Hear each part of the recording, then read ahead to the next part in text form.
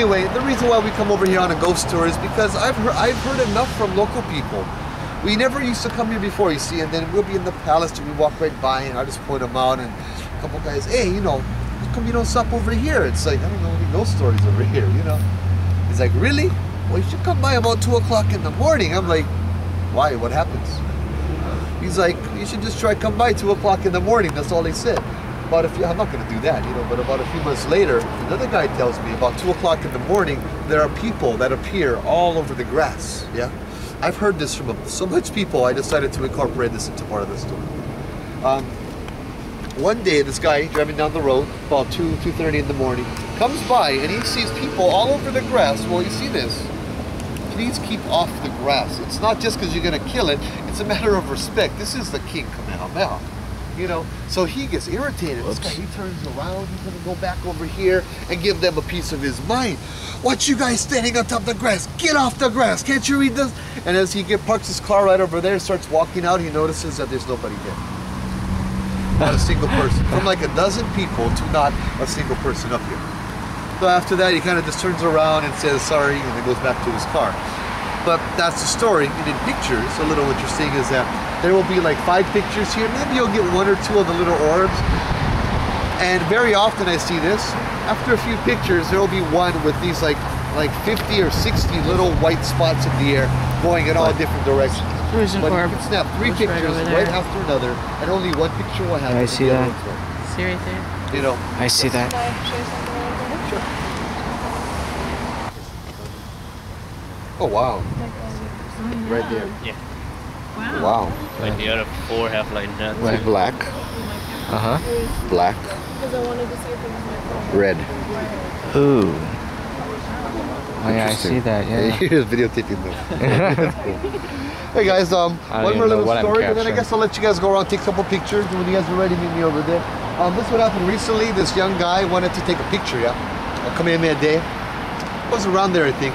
Well, he wanted to come over and take a picture of the statue, you know, on the tour. I told him, you know, go ahead. He's like, no, I want to go on top of the grass and take a picture shooting up at the statue. Like, can I walk on the grass? I'm like, don't ask me. You know, what am I going to do? I can't tell you yes or no. Ask him. So he asks, you know, okay, King Kamehameha, can I please come and walk on the grass and take a picture of you? Did he say yes or no? You know, he's just waiting for like lightning to strike. Yeah, right? He's like, I don't know what he's saying. I don't know what he's telling me. And you know, and I told him, I don't know, bro. You know, you'll get signs in mysterious ways. So he's like, well, I'm gonna go try anyway. So he does everything right. He takes off his shoes, takes off his socks. You know, walks up over there, goes up, right about to snap a picture, and guess what? Camera dies. Not just that. On our website, if you read it, it will say bring extra batteries. He had extra batteries, fresh ones, in his pocket. As he's standing down there, he puts the new batteries in, turns on the camera, takes a picture, goes right back up there to look at the statue, and the camera dies again. So he looks at me, he's like, my camera just died twice. I'm like, okay, is that a sign to you? He's like, yeah, okay. Walks back over here, sits down, putting on his shoes, puts the camera on the side, camera snaps a picture by itself. Oh. Apparently turned itself back on and snaps a picture. Right over here, to the naked eye, this looks like a bunch of rocks. You're right? Yes. Before I even did this job, I had no idea what these kind of things were. I'd walk by, I'm going, oh cool, look, the rocks, you know. This is called an Oahu. This is a place that's actually very, very sacred. You don't ever want to touch one or move any of the rocks, or, you know, the saying in Hawaii by Glenn Grant, he's the one that made the saying, is that in the rocks there's life, in the rocks there's also death. There's many bad things that can happen to you if you touch rocks, if you take rocks. You can just read the personal letters from people that have happened. The volcano house on the Big Island has gotten so many letters that were sent back to them from people who took rocks off the volcano. And they decided to publish several books, letters to Madame Pele, they were called. And these letters are not like, you know, the saying is you go touch the rock, oh, you're gonna get bad luck, yeah, no. These letters are, oh, we went over there, we touched the rock, you know, brought it home, put it inside of my little cabinet over there for everyone to see, and then my daughter got a stomach ache 2 days later, and 3 days after that, she ended up in the hospital. Apparently my 7-year-old daughter just got some kind of cancer in her stomach. She returns the rocks and sends back another letter saying 3 days after I returned the rock, her cancer miraculously remissed. There'll be stories about people that will use rocks as door stops, right? Every day, kick the rock out, you know, kick the rock back, kick the rock out. Everybody who lived in that house ended up with broken legs. You know, maybe they kicked the rock too hard, maybe not. Each rock is sacred. Each rock is alive with a different spirit, yeah. So the idea, of course, because this area that we're in, the hospital is right here, guys. All the burial was right over here. You would imagine, how could people possibly live here? Each one of these rocks are good. Each one of these rocks are happy, good spirits. Each single one of them, they are revered. They are treated like a person. They are put in a place of honor. They are given food. Their offerings are left to them every now and again, so that the spirit is good. They did a new one in 1993 over on the Iolani Palace. I'll point that out as we walk by too. These people carried these rocks on the plane in their laps from like France, from all over the United States, from all over Hawaii. They will not check in the rock in their baggage, you know, because it's a person. By bringing all this good energy here, it helps to negate the bad energy and it makes this place look good, right? Cockroaches. Anyway, with that said, you know, this is what this is over here. You'll notice this is a lot larger than the one at Iolani Palace. And we even have one of these at the state capitol as well, yeah? You'll see these all over the place and you won't even know what they are.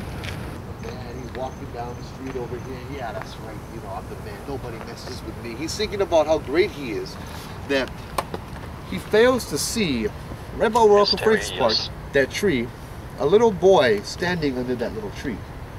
So he walks right by that little boy, and then, you know, the little boy kind of steps out and, you know, says, "Excuse me, sir, why'd you do that?" That was mean. The guy just fell flat on his face. Didn't expect the kid to be there, but he's Mr. Cool, right? So he doesn't. He catches himself and continues walking, and, you know, he's like, "Yeah, nothing happened. Nobody saw that." And he turns around as he's walking up this road, yelling at the boy, "I'm gonna spank you, I'm gonna go call your mommy, get out of here, da da da da da." As he's walking up this road and he's laughing to himself, and then he turns forward and looks, and now the boy is sitting on one of those headstones back over there, right on the corner. The guy freezes in his steps. He's like, "Wait a minute, the boy, oh, okay." He's like, "What the heck, this is not a boy," and now he's starting to get scared. The boy just looks at him, shakes his head, you know. He says, "You shouldn't have done that." Walks across the street, disappears behind the mango tree right over there. The guy runs straight to the church. Where else are you gonna go, right? Spends the rest of the night in that church, safest place here, goes the next morning, you know, when the kahu comes in, the priest, apologizes to the priest, tells him what happened, goes back here, offers flowers, you know, begs for forgiveness at the grave, and then doesn't come back into work the next week. So, I don't know, some people, you know. But there's a little boy that walks around here. One of the things I liked, one of the nights I liked the most was kind of funny. After this, we're gonna go right to the front. There's a king buried there, King Kamehameha VI. It's all gated off, you know, beautiful place, yeah. There was only 2 nights I've ever seen the gates open. No one's allowed in there, right? So one night I'm walking by, you know, and I have 26 people with me, so I'm feeling brave, you know. The gates are wide open. I'm thinking, oh, this is kind of creepy, yeah. Right by the mausoleum, so I kind of peek in and I look, and inside the mausoleum, not inside the building, but right on the side of the building in the grounds, you see this huge bonfire on top of on the side. You see about 12 people standing around the bonfire. They're all dressed in black hooded robes, and they're all chanting and mumbling something that's incoherent to me. You think ghosts are scary? I think people are scary. That's not the first time we've come across something strange like that, all right?